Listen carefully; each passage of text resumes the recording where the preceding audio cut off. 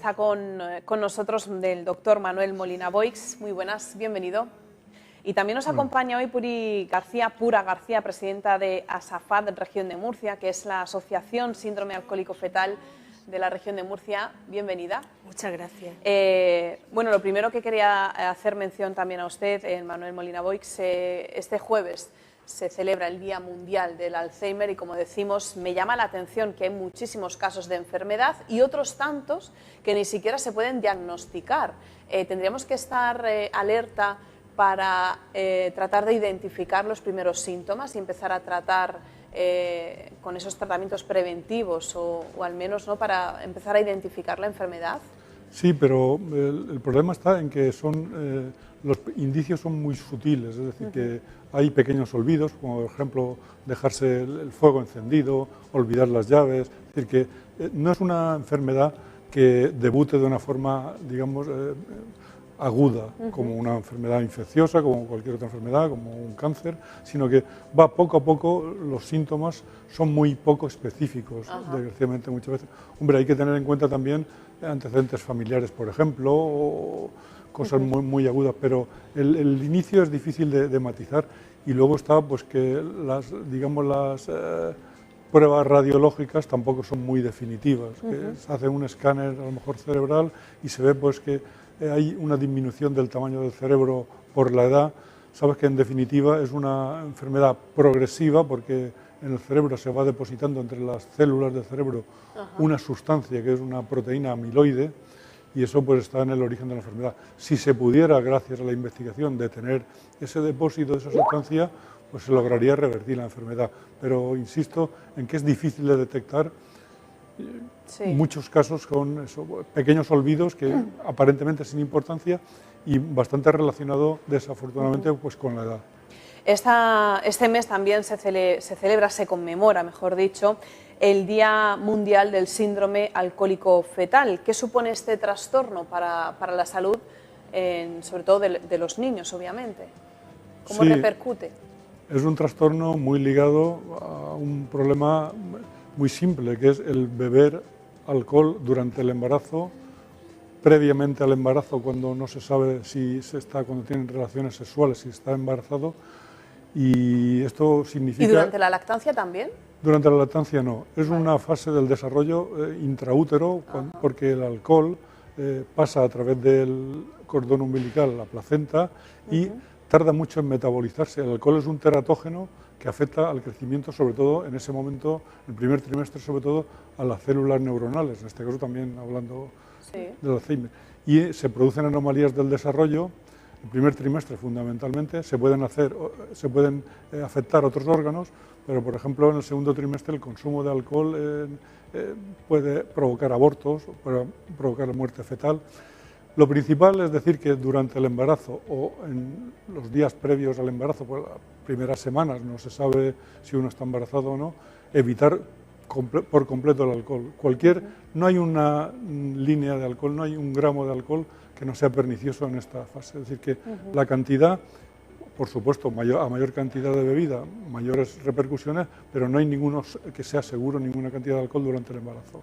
Fíjate que me viene a la cabeza comentarios de abuelas o de otras generaciones que antiguamente esto no se tenía en cuenta, ¿no? Poco ha pasado para el poco cuidado que antiguamente hace pues 2 o 3 generaciones llevaban las mujeres cuando estaban embarazadas. Sí, la verdad es que es un problema creciente porque tiene efectivamente, como ahora veremos, tiene alteraciones en el desarrollo del niño, en el desarrollo ponderal. ¿A qué áreas les afecta más? Fundamentalmente al área cerebral y a la psicomotricidad y a la área de la conducta. Son áreas específicas del cerebro que se encargan cada una de una cosa, y en este momento pues fundamentalmente pues es por eso. Y se reconoce pues en los casos que están bastante definidos, pues unas anomalías en la cara, anomalías faciales, las hendiduras palpebrales son más estrechas, el surco desaparece, el labio superior es más pequeño, pero luego estos son los síntomas, digamos, objetivos. Luego hay una serie de connotaciones de otro tipo, pues de trastornos de la movilidad, irritabilidad, incluso convulsiones, y luego pues ya en un estadio a lo mejor más avanzado, cuando tienen mayor edad, pues problemas digamos, de concentración, de memoria, de habilidades sociales, es decir, que es un amplio espectro. Por esto se denomina espectro, porque no es una enfermedad concreta, no se califica como una enfermedad, sino como una serie de alteraciones sucesivas o diversas que pueden tenerla en toda su intensidad o en una intensidad menor. Es decir, que hay por eso se llama espectro, no enfermedad. Es decir, un espectro abarca desde lesiones, digamos, muy elementales, muy simples, hasta un cuadro muy bien establecido. Mira, tenemos en esta fotografía pues esas anomalías físicas, si me las puede ir detallando, ¿no? Físicamente se podrían apreciar, ¿no? Sí, efectivamente, porque es la apertura palpebral más estrecha, la parte superior de la ceja sin desarrollar, el labio superior es muy delgado y desaparece el surco de nasolabial, se llama una palabra muy rara que se llama filtrum, el surco que tenemos. Esto es en el estadio bien desarrollado del síndrome alcohólico fetal, porque luego, como digo, hay pasos previos que no están perfectamente establecidos y que pueden tener, además de esto es lo visible, pero también puede haber anomalías cardíacas, anomalías en el páncreas, anomalías en diversos órganos internos no visibles. Pura, tú eres presidenta de la Asociación Síndrome Alcohólico Fetal, un proyecto con el que llevas 4 años, pero que nació prácticamente el año pasado, hace un año. ¿Por qué decidiste crear esta asociación? Pues porque después de muchos años de no saber nada sobre qué estaba ocurriendo a mis hijos, cuando conozco lo que ocurría, veo que no hay medidas, que no hay atención necesaria, entonces decidimos ponernos en marcha para intentar buscar que esas medidas sean reales y que además de las declaraciones institucionales de buenas intenciones, pues se pongan en marcha y se implementen todos los medios materiales y humanos necesarios para poder prevenir la aparición de nuevos casos y actuar adecuadamente respecto a los que ya padecen este síndrome. Tú tienes 3 hijos Sí. Adoptados. Sí. ¿Y cómo es vuestro día a día? Porque ellos ya son mayores, ¿no? Pero ¿cómo ha sido hasta ahora su vida? ¿Qué limitaciones han tenido y de qué manera les ha afectado en el desarrollo este trastorno? Cuando nosotros cogimos a estos niños, eran niños muy nerviosos, muy inquietos. Con ellos ya contábamos, ya que eran niños que venían de familias problemáticas. Pero transcurrieron 16 años, como te he dicho antes. ¿A qué edad los adoptaste? Eran muy pequeñitos, vale. El mayor tenía 3 años y los otros, pues imagínate. Vale. Pero durante esos 16 años nosotros, que éramos profesores, mi marido ya ha fallecido, poníamos en práctica todos nuestros conocimientos pedagógicos y aún así no conseguíamos los resultados que esperábamos. Su conducta no se modificaba, seguían siendo muy nerviosos, seguían teniendo problemas a todos los niveles, la convivencia en casa es muy difícil y conforme se fueron haciendo mayores, pues vimos que las dificultades crecían. Buscamos ayuda de especialistas, psicólogos, psiquiatras, todos ellos haciendo, creo que hemos contado con excelentes profesionales, pero a pesar de ello lo que no hay es un conocimiento a fondo de esta situación, tal como lo ha explicado el doctor Molina. Por donde quiera que vamos y comentamos este síndrome, la gente lo desconoce. La gente desconoce las consecuencias que tiene la ingesta de alcohol durante el embarazo. Y como tú decías, antiguamente incluso se aconsejaba a las mujeres tomar un poco de cerveza porque era bueno para amamantar al niño. ¿Qué pasa? Que entonces la mujer normalmente estaba en casa, pero al salir la mujer al mundo del trabajo, al producirse mayor cantidad de interacciones sociales, se da el caso de que una mujer, cuando aún no sabe que está embarazada, ya ingiere alcohol y, como ha dicho el doctor, el primer trimestre es clave para que las alteraciones se expresen en su mayor medida. Por tanto, ahora es cuando estamos teniendo un incremento, a partir de los años 50, 60, incremento del número de casos. Si quieres después te comento más cosas sobre un estudio que han hecho y todo eso. A nivel, bueno, en el día a día me comentas sobre todo que habéis notado el nerviosismo o en el proceso de aprendizaje, las dificultades que han tenido, ¿no? No sé si físicamente se les nota algo a tus hijos, por lo que sería, doctor, más fácil detectar este síndrome, ¿no? Por esas diferencias faciales que comentaba antes. Sí, la verdad es que como ha dicho Pura, es difícil, y como te he dicho yo, es difícil el pensar en ello porque no hay una conciencia social, y además es muy difícil detectar por esa permisividad social que tiene el alcohol, que algunas veces hemos hablado de que parece que no pasa nada, y sin embargo es la gran epidemia que nos viene encima. Si ves los viernes o los sábados por la noche la cantidad de jóvenes que no le dan mayor importancia, pero efectivamente el alcohol es un teratógeno que afecta pues, a muchísimos órganos. Y la gente, sobre todo la gente pues, en edad reproductiva, no tiene conciencia de que parece que una cerveza no es nada, pero sí, o sea, tanto es una cerveza como un consumo exagerado. Y sobre todo en ese primer mes de embarazo, que hay muchas mujeres que no saben que están embarazadas y siguen con su consumo habitual de alcohol hasta que tienen la primera falta de la regla y dices, anda, y todo lo que, la fiesta que me pegué el otro día, pues... Sí, también hay que decir que, de los aspectos negativos, que no hay una relación directa. A lo mejor con 1 gramo de alcohol una persona tiene un problema serio y otra en las mismas circunstancias, porque depende también del fenotipo de la mujer, de la edad de la mujer, de los antecedentes de la mujer.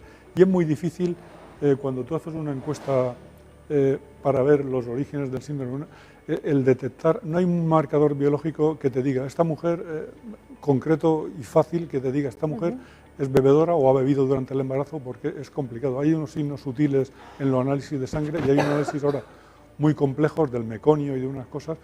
Tú puedes sospechar que una persona es bebedora o ha bebido con un análisis, por signos indirectos de que porque los hematíes de la sangre son de mayor tamaño, las transaminasas, que son donde el hígado se metaboliza, está alterada, tiene las transaminasas altas, hay una cosa que se llama la ferritina que también está alta, y hay otros análisis mucho más complicados, porque claro, lo primero que tiene que hacer el médico y la familia es sospecharlo, porque como dice Pura, estos niños se caracterizan por eso, por la inquietud, pues son muy... La palabra que he leído yo en una revista médica son quisquillosos, es la palabra, pero claro, ahí es mucho más a veces. O sea. Y Pura, influye, porque en tu caso son 3 niños adoptados, ¿influye el origen de las familias? Es decir, que sean familias biológicas o familias adoptadas o... Lógicamente, en el caso de familia adoptiva se da en un mayor porcentaje porque provienen de entornos deprimidos y suele estar asociado al consumo de drogas y, por tanto, la incidencia en este tipo de niños va a ser más alta.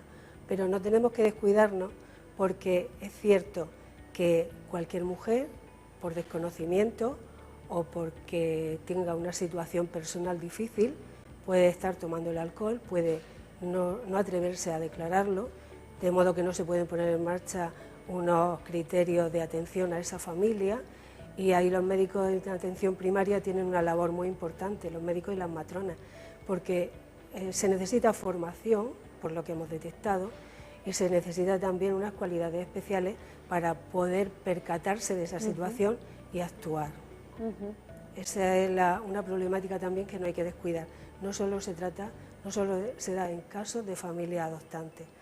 Y luego, respecto a lo que decía el doctor, de que depende del fenotipo y de otras cuestiones, según un artículo que hemos leído del doctor Feldman en una clínica alemana, puede darse el caso de que una madre que tiene niños mellizos, uno de ellos presente el síndrome y el otro no. Con lo cual tampoco se da en el 100% de casos en que la madre ingiera en una mínima o una mayor cantidad de alcohol. En este caso yo creo que una mínima. Si la cantidad es muy alta, no creo que sea posible que falle el diagnóstico.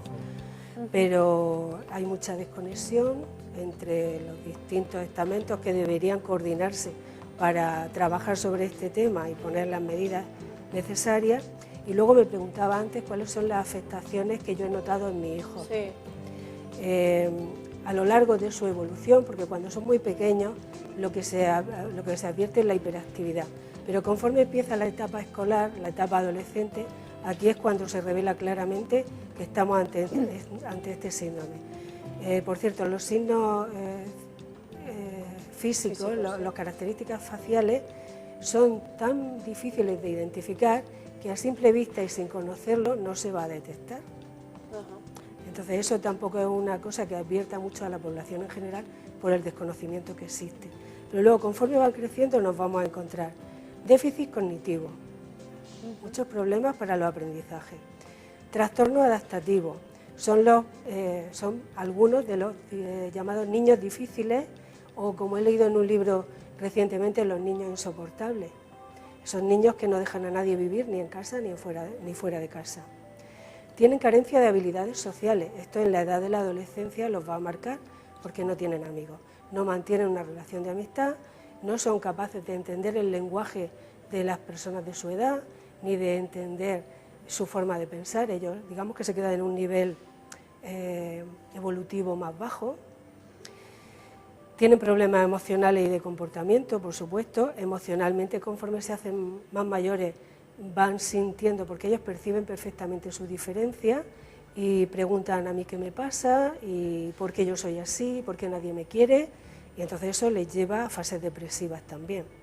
Los problemas mentales se incuban aquí. Agresividad, no tienen control de impulso, entonces pues dan golpes, contestan mal, son agresivos, son muy cariñosos con las personas mayores, con los niños pequeños y con los animales. Pero cuando tienen que entrar en una cuestión de debatir o de entrar en razonar con sus adultos o con compañeros o con maestros, no son capaces. Por tanto, su forma de actuar va a ser una explosión y agresividad. Tienen problemas de memoria y atención, ya que su cerebro está dañado, y se van a presentar dificultades de coordinación motora y de equilibrio. Se les van a caer las cosas de las manos, van a tropezar. Con cierta torpeza, ¿no? Sí, la psicomotricidad. Sí. Todo eso. A mí me llama la atención, doctor, ya por último, que todas estas deficiencias sociales y de conducta, todo esto imagino que viene por ese daño cerebral que ha comentado antes, ¿no? ¿Y esto tiene cura? ¿Hay tratamiento? ¿O tenemos que tirar de terapeutas, de psicopedagogía?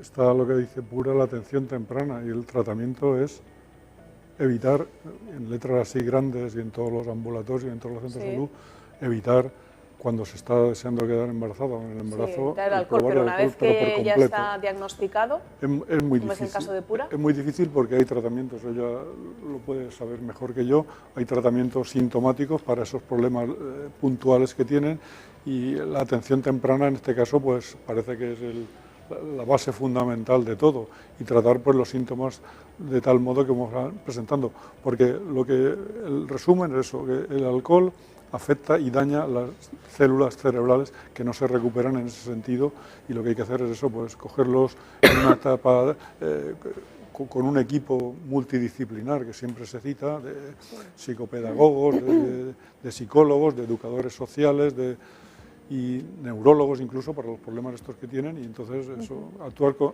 coordinadamente y sobre todo, como ella ha dicho, hacer una conciencia social muy importante que no existe. Pues muchísimas gracias, Pura, presidenta de ASAFAD Región de Murcia, por contarnos tu historia, y estaremos muy pendientes también de hacer un seguimiento a todas estas personas que tienen este síndrome.